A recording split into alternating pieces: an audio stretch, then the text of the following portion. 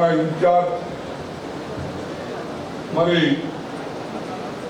మన మీనాక్షి నటరాజన్ గారికి స్వాగతం పలుకుతూ, దాంతోపాటు మంత్రివర్యులు మా నిజామాబాద్ ఉమ్మడి నిజామాబాద్ జిల్లా ఇన్ఛార్జ్ మంత్రివర్యులు మా పంచాయత్ రాజ్ శాఖ మంత్రులు ఇప్పుడే మా బాన్సోడలో ఎన్నో కార్యక్రమాలు చేసి మళ్ళీ ఇక్కడ రావడం జరిగింది మా సీతక్క గారికి, దాంతోపాటు మా సీనియర్ నాయకులు బోధన శాసనసభ్యులు సుదర్శన్ రెడ్డి గారికి, ముఖ్య కార్యకర్తలు మీకు అందరికీ నమస్కారం.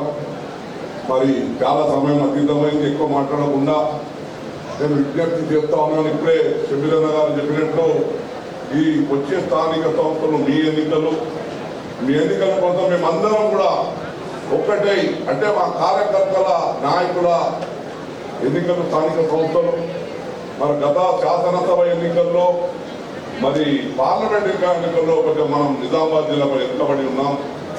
కానీ స్థానిక సంస్థల ఎన్నికల్లో మనం అందరం కూడా ఒకటే మరి మంచి రిజల్ట్ తేవాలనేది మా కోరిక.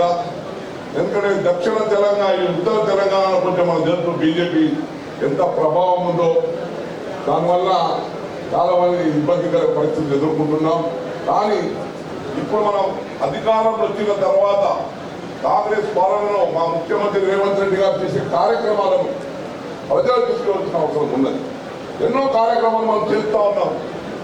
ఈరోజు దాంట్లో సన్న బియ్యం ఇస్తా ఉన్నాం ఉచితంగా, మరి మహిళలకు బస్సు ఉచితంగా ఇస్తా ఉన్నాం, మరి రైతు బంధు కూడా ఇవ్వడం జరిగింది, రుణమాఫీ చేయడం జరిగింది, మరి కొత్త రేషన్ కార్డు ఇవ్వడం జరిగింది. మరి ఏ విషయమైనా కానీ అన్ని విషయాల్లో మరి ఇద్దరమ్మ ఇండ్లు కూడా మనం 5 లక్షల ఇండ్లు మన నియోజకవర్గం 3,500 ఇండ్లు ఇస్తున్నాం. మరి అన్ని విషయాల్లో ఈరోజు కాంగ్రెస్ పార్టీ సంక్షేమ కార్యక్రమాలతో ముందుకు పోతా ఉంది.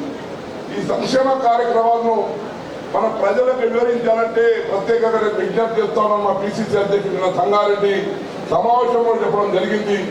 మనం చేసే కార్యక్రమాలు ప్రజలకు వెళ్ళాలంటే ఏ గ్రామానికి మనం ఎంత